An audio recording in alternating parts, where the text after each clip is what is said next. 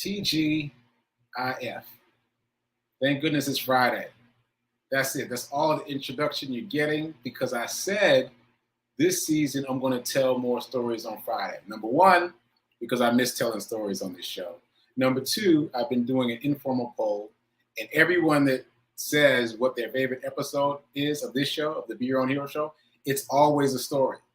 So on Fridays, ongoing, I'm going to be telling some stories. Now, hopefully, the story will make sense in the context of wealth and abundance, but I make no promises. I make no promises. So let's get to some storytelling. All right, so this week, we've been talking about gambling, right? I got my blue chip right here.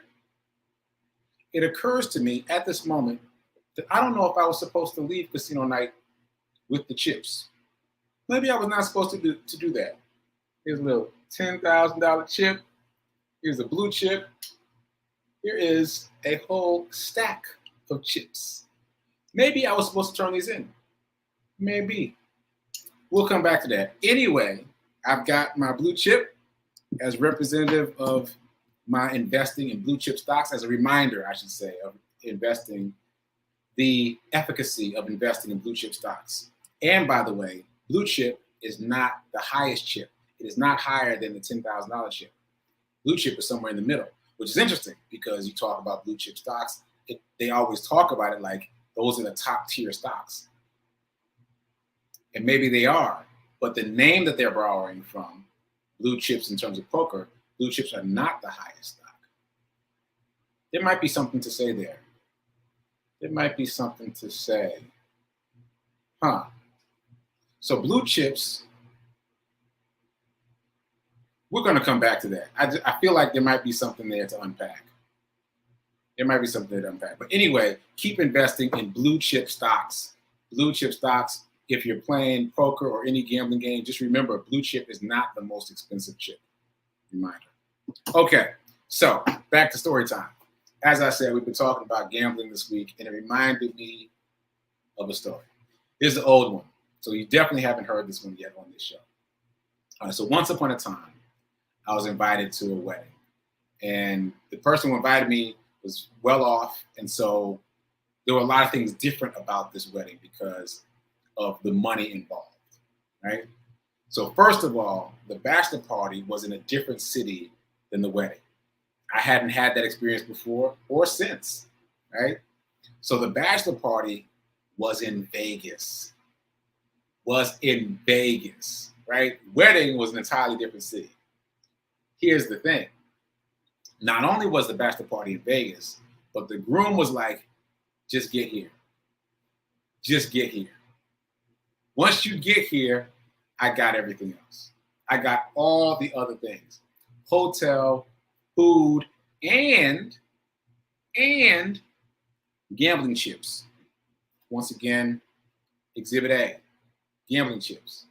So not only did he take care of the hotel and the food, but also when we arrived, we got a stack, like a little sheath of gambling chips like this.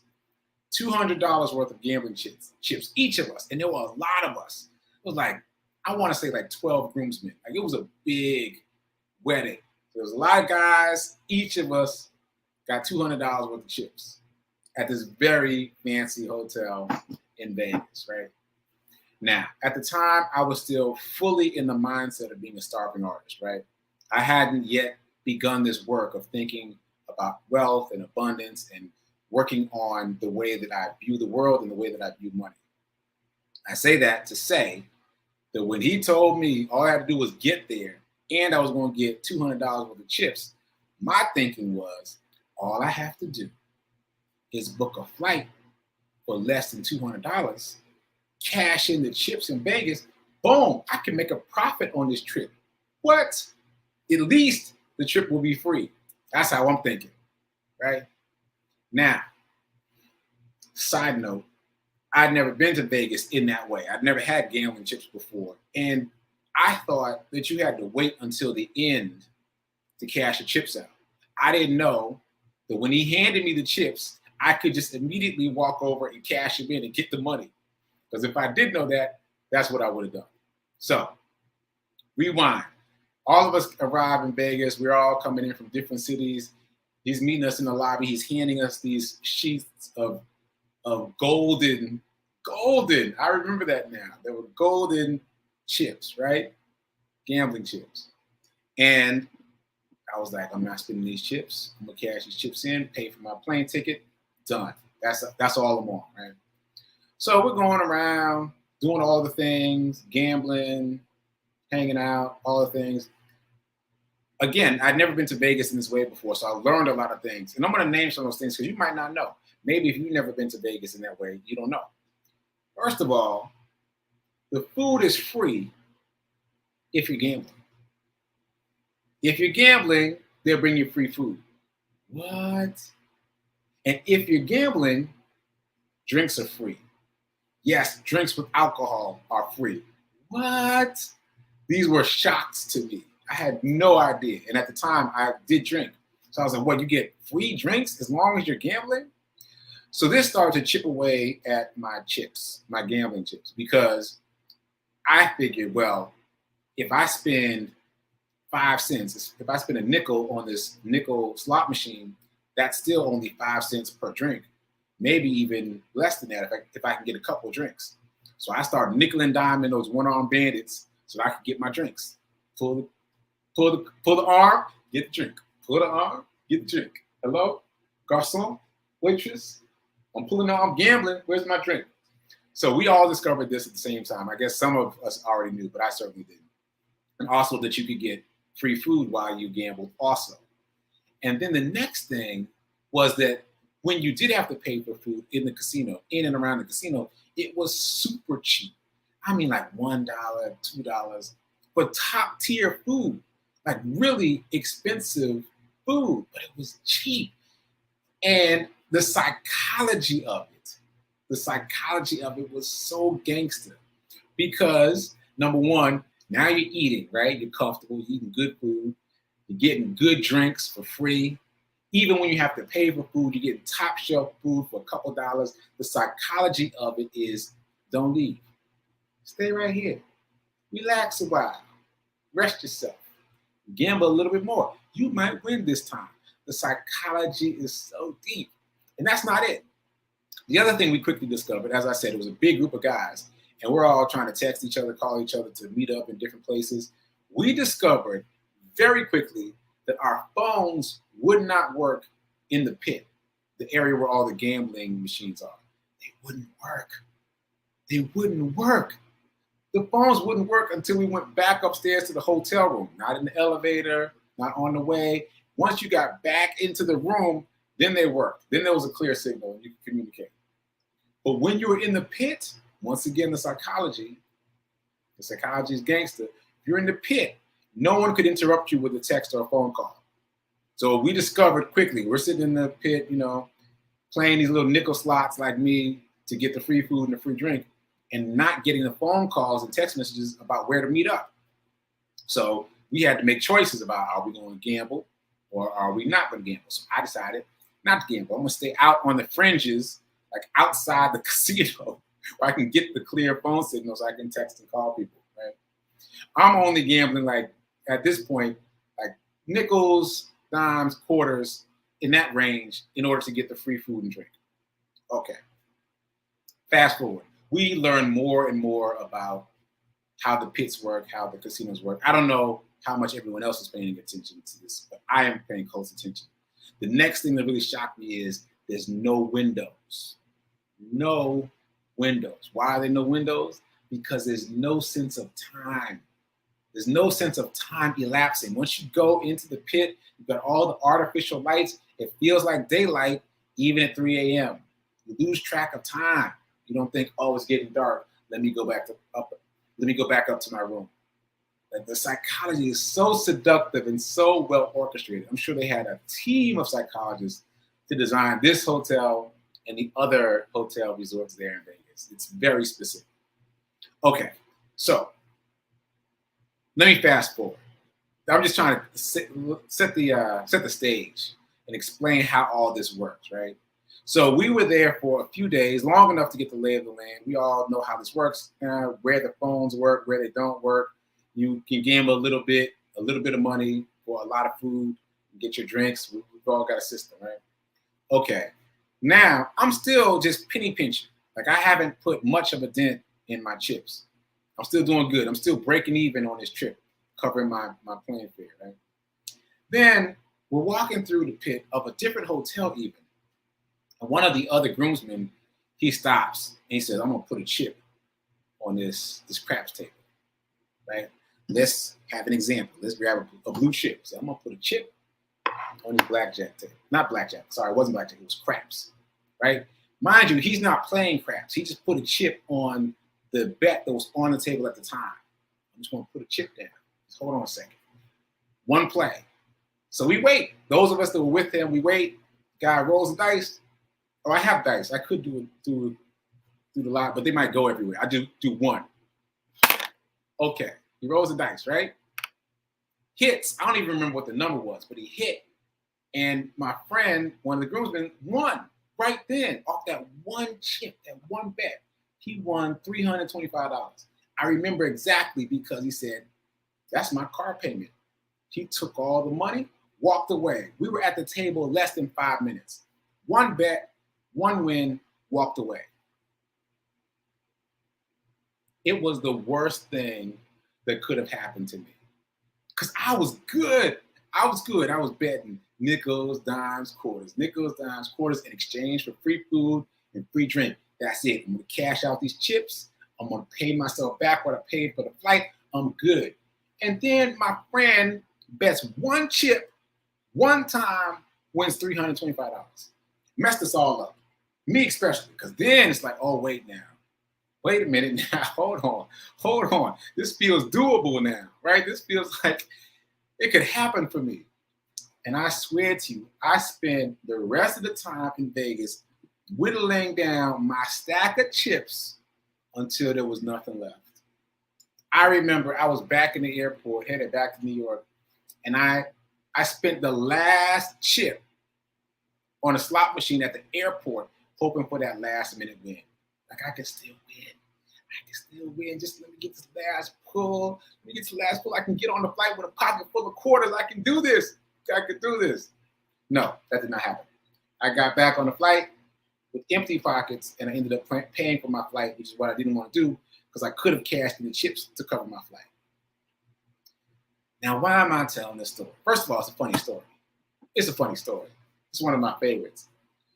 But now, having done this show into the 4th season, having started the work of thinking about wealth and abundance and mindset, I can look back on it and see it with different eyes. So number one, my friend, the one that won his car payment, has a wealth mindset. Like I didn't even know the term wealth mindset at the time, but he and I have continued to be friends. And I don't even know if he knows he has a wealth mindset, but he does. Like the way he moves in the world is the way someone moves when they expect the best of everything. They simply expect the best of everything. And you know somebody like that. You know somebody that just seems lucky, everything falls into place for them, and they always just seem to be not surprised by that. Yeah, he's one of those guys.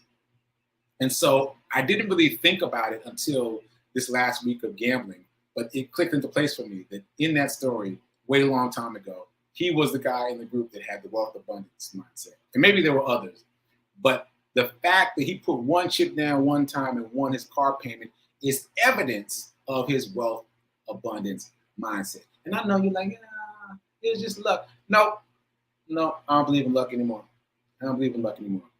I believe that the universe ordered itself to meet his expectation of winning. And I had no expectation of winning. I was hoping, I was wishing and praying to be just like him and win just as much as him. Because now I'm thinking, at the time, I was like, I could pay for my ticket and make a profit and come back with $300 more. Like, it was the worst thing that happened to me watching him win. Because I was like, I can see it, right? It didn't happen for me, but also I didn't expect it to happen. I wanted it to happen, but I didn't expect it to happen. And so back to this book we've been talking about. Oh, did I forget the title again? let's just see. Yeah, how to solve all your money problems forever. How to solve all your money problems forever. It's about expectation. You've got to reorder your subconscious, your way of thinking, to expect the best of everything. And then the universe will order itself to give you what you want. We talked about cars this week. Like the car that you said you wanted, in almost all the cases, well, in all the cases that I know of, was not your dream car. Why not? It's a fictional exercise anyway. It's a hypothetical exercise anyway. Ask for what you want. Ask for what you want. Because here's the thing. If in that exercise, you offered up a car, but not your dream car, automatically, without thinking about it, even though there's no parameters here. I just said you could have whatever car you want. Right? You automatically went for the thing that was more reasonable. How many times are you doing that in your life in other areas? How many times are you doing that in your life in other areas?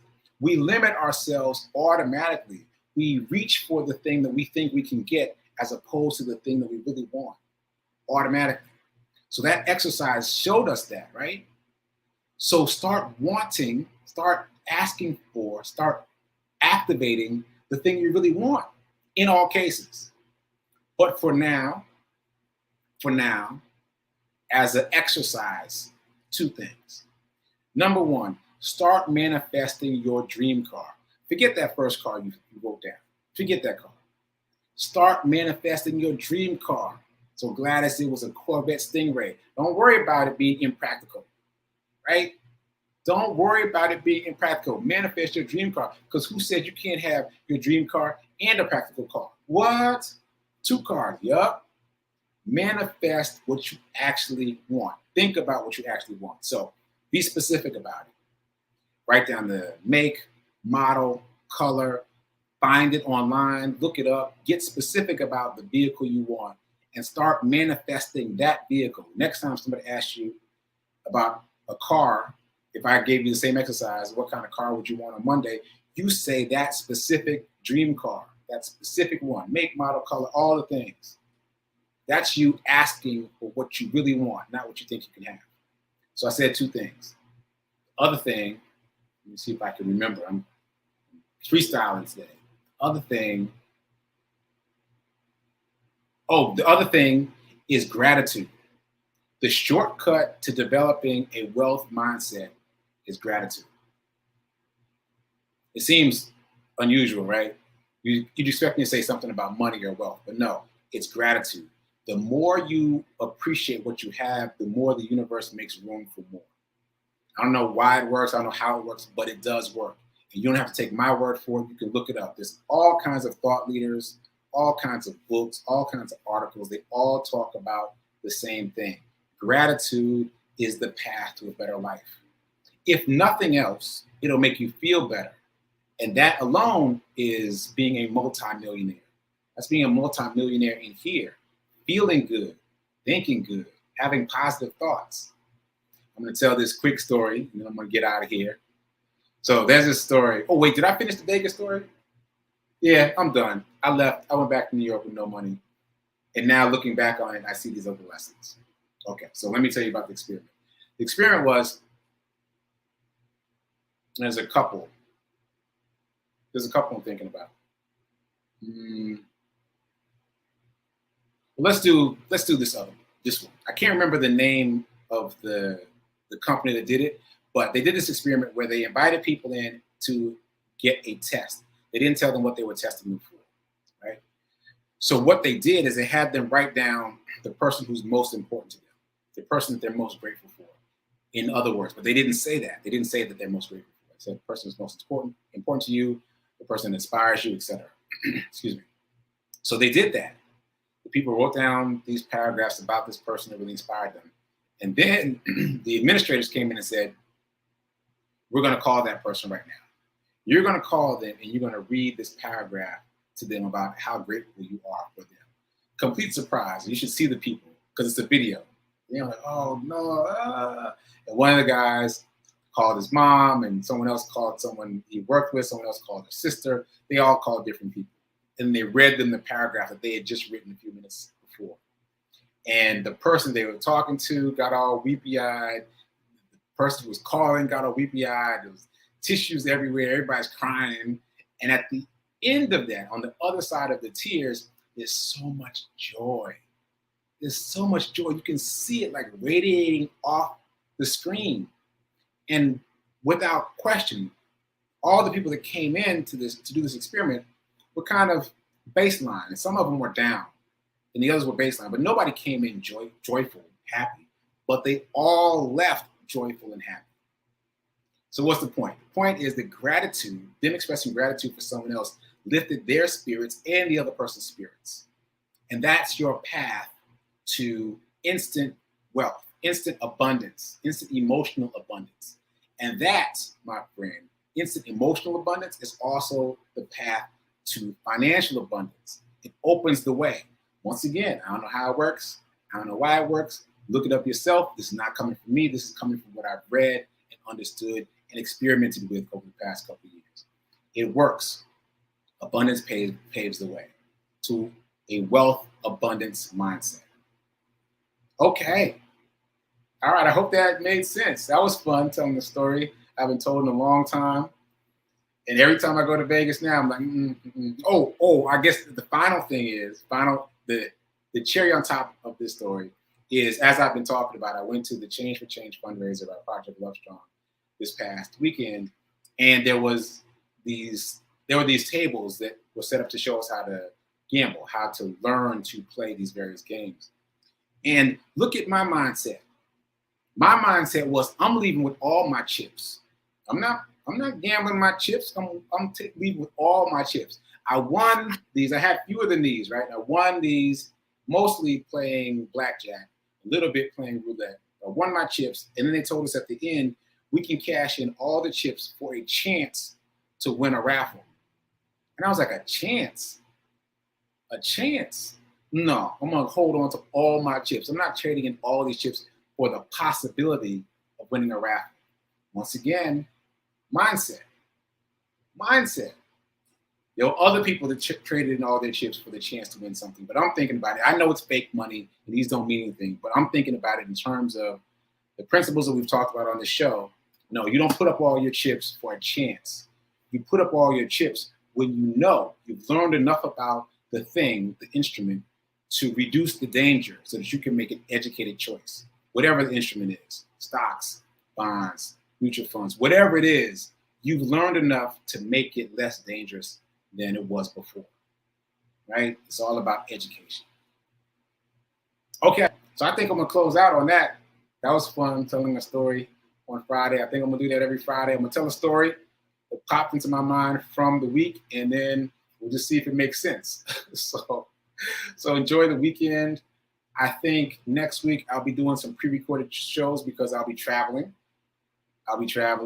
And day 365 of my run streak will be in a brand new city, in a brand new state that I've never run in. So stay tuned to my social media to see how that unfolds.